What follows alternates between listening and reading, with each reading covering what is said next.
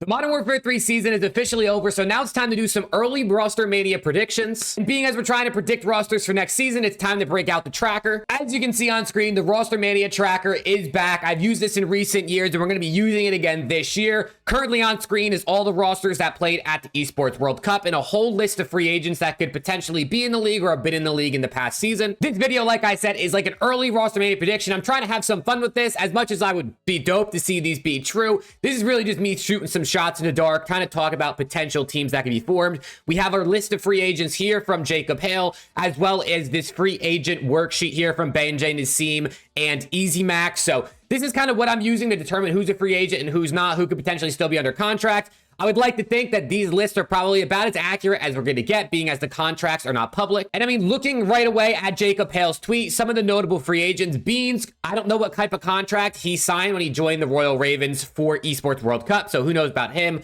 Tej obviously is on here as well. Diamond Khan and Estriel had joined Minnesota Rocker for the World Cup, so who knows about them. Dashy, but he's obviously staying with Optic. Abuza and Nero, I think, are two of the biggest ones on this list. That's going to be fun to talk about. I'll be sure to move my camera out of the way when we're talking about specific teams, so I'm not blocking. But what I want to do first is I want to go through and I want to remove the players who are going to be either out of contract or won't be on their team, or at least look like they won't be on their team again next season. Starting out with Atlanta FaZe here in the top corner. I mean, FaZe is going to stick. They just won the World Cup. I really don't see them making any changes. Then we come to the Boston Breach here in the middle, and this is the team that played at the World Cup. Honestly, surprised a lot of people, getting top 8, getting out of their group. Not 100% sure what I think this team will do, but for my early prediction, I'm going to actually just take out Cammy, Awakening, and Purge for now, and I'm going to keep in Snoopy because I kind of think they've invested this long in him. He's probably going to be sticking around. Move my camera on over to the side. Also for Boston and like LAG, we're just assuming they're still in the league, right? I can't predict if their brand's going to be in the league or not. Then for the Miami Heretics, another team that could possibly be the hardest one to predict, right?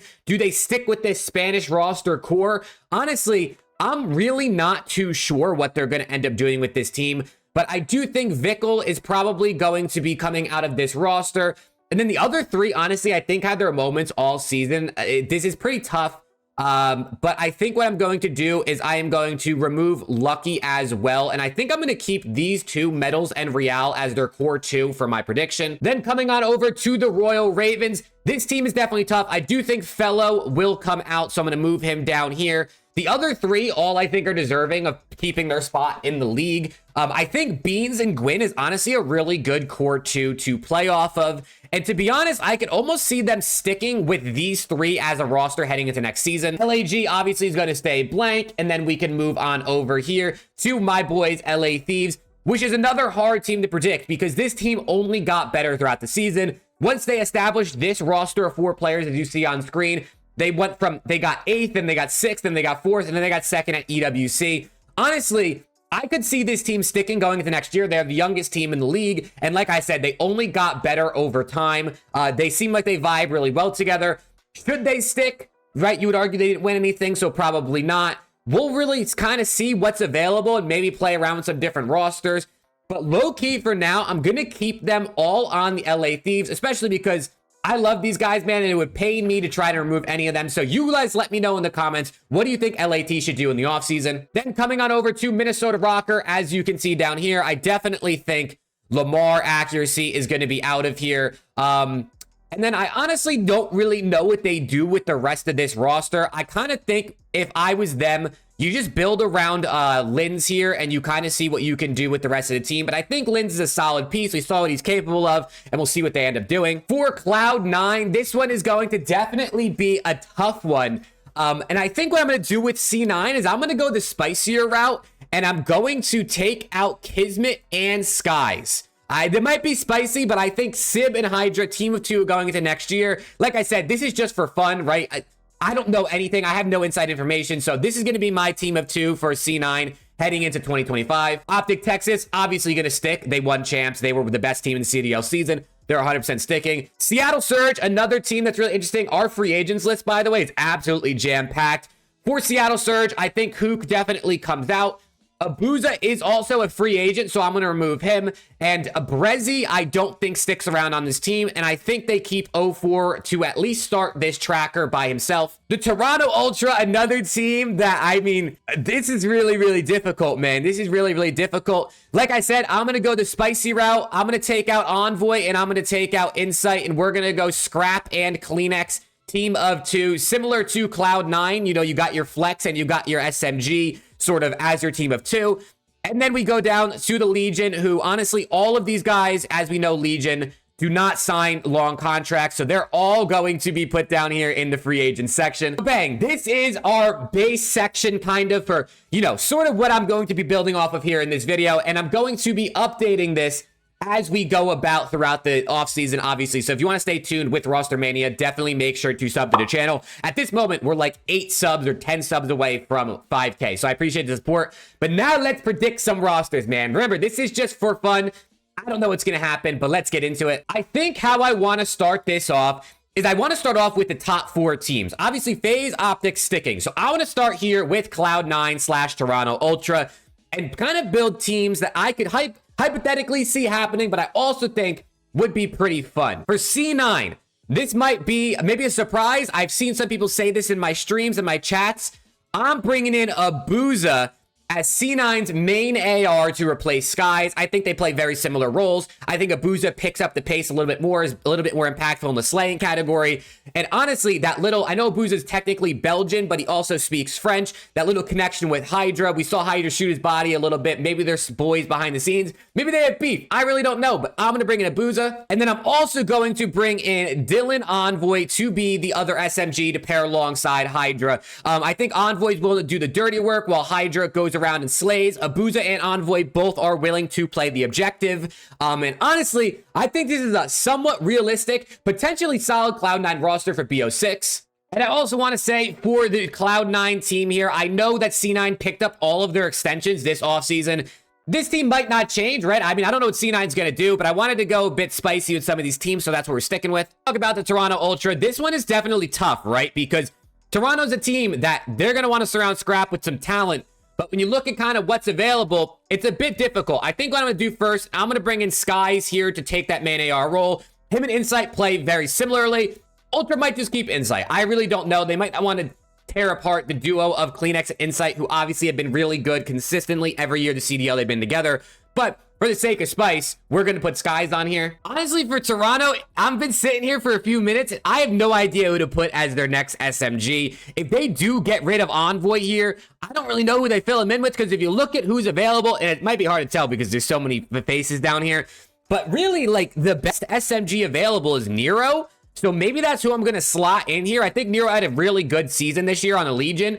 And I think him and Kleenex probably play a bit of a similar role. But you got Kleenex, Nero, and Scrap on this team with Skies in the back line. I mean, Skies is a slow player, but the other 3 are extremely fast. Maybe could work. I don't really know if this would work in terms of play styles, but Nero literally is the best SMG available, I think. So I'm going to put him on the team. Okay, now let's move along, and I want to talk about the Royal Ravens, since I do have 3 players still in here. Now, Tej, I do believe, is technically a free agent, but I feel like they would bring him back because I think Tej is honestly pretty good. For the Ravens, I'm looking around at what ARs are available. Beans, I think he can kind of flex or main depending how he plays. He definitely is maybe a little bit of a quicker AR player. So maybe potentially putting someone a little bit slower in behind him. And I feel like I kind of like Awakening maybe potentially to come into this team to pair alongside them. I think this team honestly could have some good slaying power. I think all their players are really good shooters. Awakening, I think historically has been a really good player. This season a bit of a down year, but I feel like he definitely regained a little bit of confidence or up his stock a little bit at EWC. And I'm going to put him in there for now. Now let's talk about the Minnesota Rocker, because Rocker, I feel like I got a fun idea here that I want to do for these guys. Starting it off, I'm going to put Insight in here to pair alongside Lins as the main AR, starting us off with a little bit of the EU duo. Then as another AR to pair alongside Insight, I'm going to bring in the Challengers player, our first on the list, and it's going to be Cobra. Cobra is also French, so him and Lins probably have talked to each other at some point, right? And we kind of can see what I'm doing here. I'm building out sort of some type of EU team for the Rocker. Plus, we know Rocker is a team that's not really afraid to spend money. Like, I don't think they're dishing out major contracts, but they're definitely a team that would be willing to offer someone like Insight, who obviously we know what he's capable of, a contract that he might be willing to accept, especially if he's not going to be on a top team again, which at least in this prediction, I don't have him on. I do think he's deserving, but honestly, I don't really know where he'd go unless he went to Cloud9 and they just sort of traded main ARs. End off Minnesota Rocker. I obviously want to continue along my EU theme that I have going on here. And this might be a bit of like maybe a hot take or something that people aren't really going to expect, but I'm going to put Hixie on this team, man. I think Hixie is a guy who I have no idea how he didn't get a shot. I don't know if teams didn't want to deal with visas or whatever this past season, but Hixie, obviously a dirty work type of player. I think it allows Lins to sort of be free and slay out, which seems to be the role he could be best at.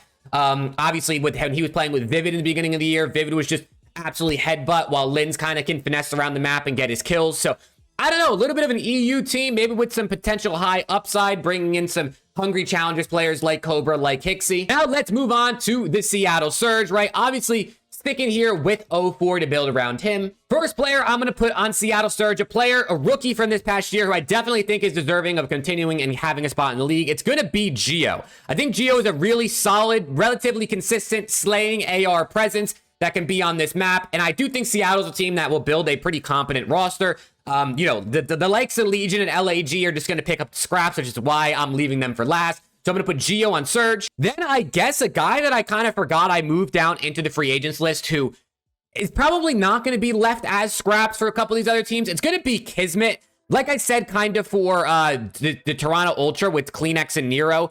I don't know how well these two play styles would actually work together. They're both pretty fast-paced type of SMGs, maybe more of the entry style SMG, but you go a bit of a fast-paced team and then you throw a solid anchor main AR in the back, maybe it could potentially work. We really don't know, obviously, how BO6 is going to play out. So I'm going to put Kismet on Surge because I really don't think he's going to end up on any of these remaining teams. And then to end off this team, I guess I'll go with Geo's AR duo from the Legion, and I'm going to put Attach. I think Attach is another player, like I just said with Kiz, who should be on a solid team. I definitely don't think he goes back to Legion. I don't think he goes to LAG or Boston or Miami. So I'm going to put him on the Surge. Now we can move on and talk about Boston, who's a team that's in an interesting spot, right? There's rumors of them going under, potentially closing the brand. But in recent years, they obviously offered big contracts. So I really don't know what's going to be expected from them.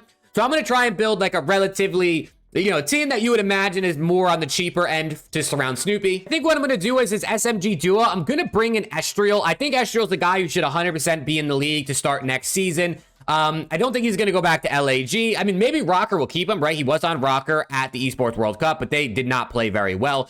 So I'm going to put Estriel alongside Snoopy. Then for the ARs on this team, honestly, it's coming down to that point where it's like, I don't really know what challengers players are going to get picked up. There's a lot of people down here I could select. I'm going to go with Illy here. I think Illy is a solid slaying AR to put in on this team. I don't know what his personal things are going on. Obviously, right, they're all the speculation this year. I'm not going to, you know, try to talk on any rumors, but we're just going to pretend everything is all good here with Illy, and I think this maybe could potentially be a spotty Lance. And then we need to round out this team with a bit of a main AR.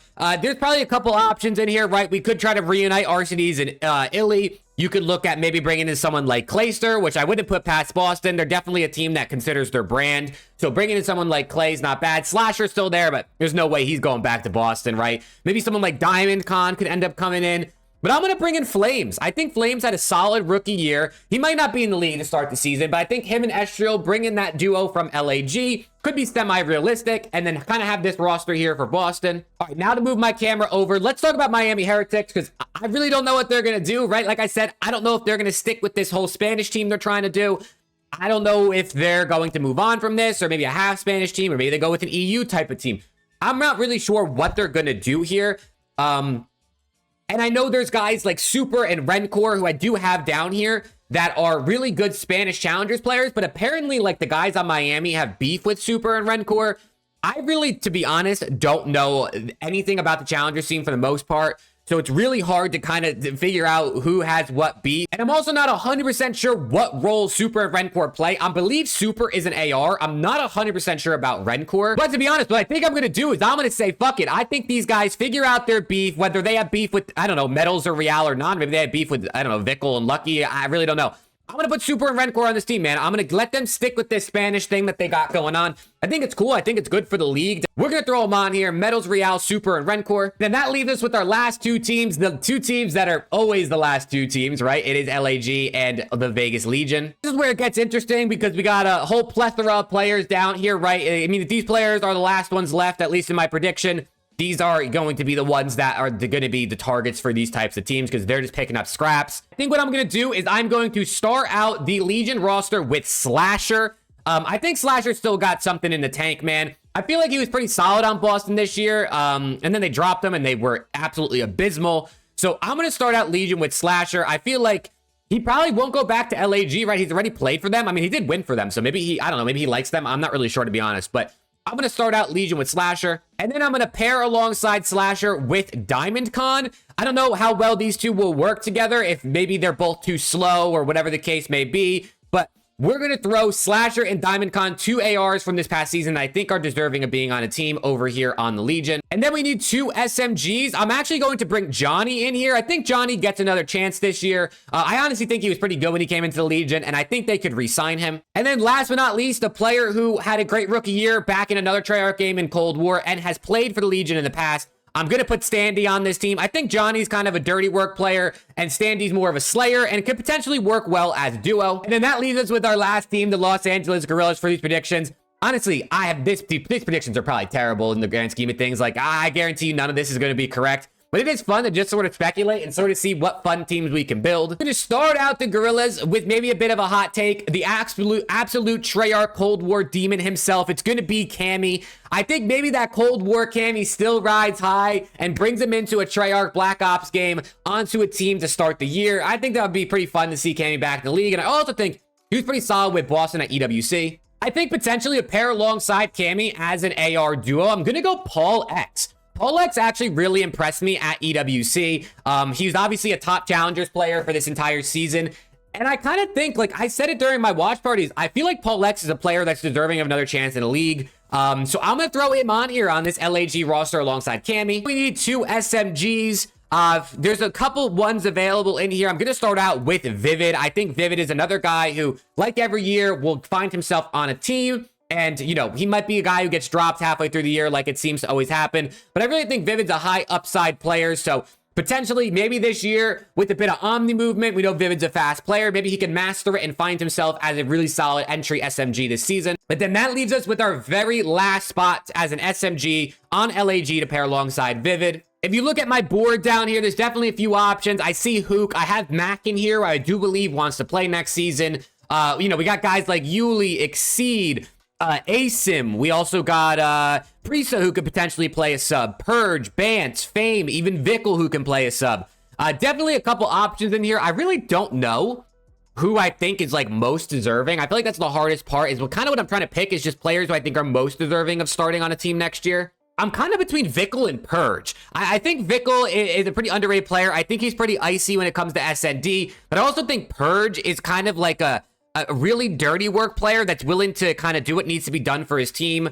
I do worry about the slaying prowess between Vickle and between Vivid and Purge if Vivid is getting fried. But low key, bro, I'm gonna put Purge on a team, man. Fuck it, I like Purge. I think, you know, him doing the dirty work, Vivid absolutely headbutting. It could be an interesting roster for LAG. Yeah, let me move my camera. I mean, this is kind of my really early preseason Rostermania predictions. You can let me know what you think about this. Some notable people I didn't put on teams. I mean, Hoop's definitely a notable one. Clay, unfortunately, I didn't put on a team. Arcides, Fellow, Lamar, Priesta, even Temp is still down here, who maybe could be on a team. I'm not really sure. A couple of the Miami guys down here. Like I said, you know, these teams, these players, it's just really hard to predict. I tried to have some fun with it and sort of build some rosters that I thought maybe would be kind of cool to see. You let me know if you agree with any of these. What's the most fun roster you think you could possibly build here? Obviously, LA Thieves could potentially change. I can't do it right now. I can't do it until there's rumors. I can't force myself to change my boys here. But I could see a potential roster for LA team maybe being someone like Joe, Dan, maybe Nero and like a Booza, or maybe you can bring in someone like Geo. I really don't know what they're going to do there, but these are the rosters, man. Let me know what you think in the comments, and make sure to sub for more Rostermania videos. I'm going to be covering it throughout the whole offseason, updating this tracker right here. I appreciate you guys for watching this video, and hopefully I'll see you all in the next one.